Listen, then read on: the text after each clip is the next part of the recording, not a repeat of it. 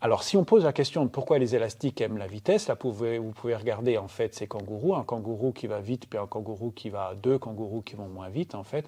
Vous allez observer que dès que ça va lentement chez les kangourous, et c'est la même chose chez les coureurs qui sont très aériens en fait, ben, il y a une énorme dépense d'énergie pour monter et descendre.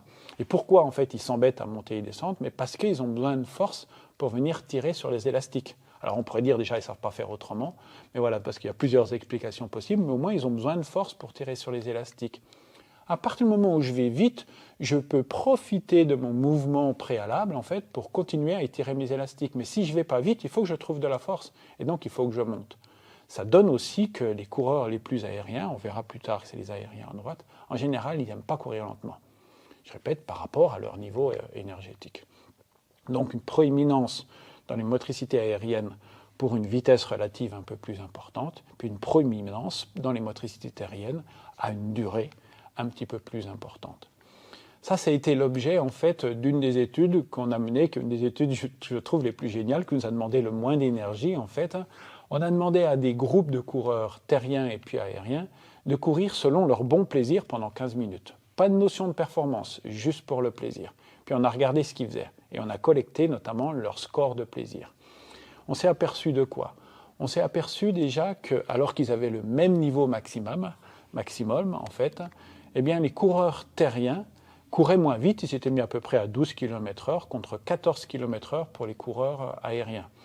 Ce qui correspond dans un cas à 80, dans l'autre cas à un peu plus de 70% en fait de leur vitesse maximale aérobie. Donc qu'est-ce qu'ils nous ont dit? Ils nous ont dit, les terriens, que leur plaisir allait plus avec une vitesse légèrement plus lente. Les aériens nous ont dit que leur plaisir allait avec une vitesse légèrement plus rapide. Et tous ces scores de plaisir, en fait, ont été corrélés aux paramètres biomécaniques. Donc les terriens, en fait, ils trouvaient un plaisir plus important quand le temps d'appui était plus long.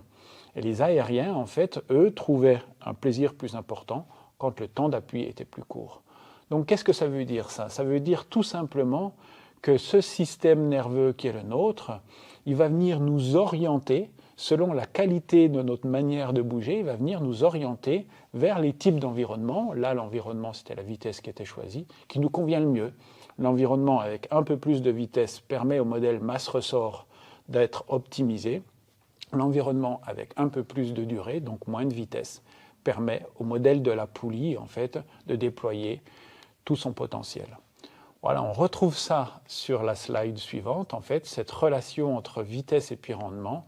On a pu montrer, il faut encore pouvoir leur démontrer, mais on a pu montrer à 2 reprises dans des études, en fait, qu'à 10-12 km/h, vous avez à peu près 10-12 jusqu'à 14 km/h, il y a à peu près le même rendement des foulées terriennes et puis aériennes. Et quand on arrive à 10, à 9, à 8 km/h, la foulée terrienne serait plus efficace. Et à partir de 15-16 km/h, la foulée aérienne serait, elle, plus efficiente, de par cet effet de possibilité pour les aériens de récupérer l'énergie du mouvement précédent dans le ressort, et de par la possibilité, lors du mouvement terrien, de s'abstraire d'une oscillation qui n'est pas efficace quand on va lentement. Lui, le kangourou, eh bien, vous voyez sur les autres courbes, c'est l'enfer quand ça ne va pas vite. Et entre 10 et 20, 25 km/h, il commence à respirer parce qu'il peut profiter là du potentiel de rebond qui est le sien, donc de la capacité à récupérer l'énergie du mouvement préalable.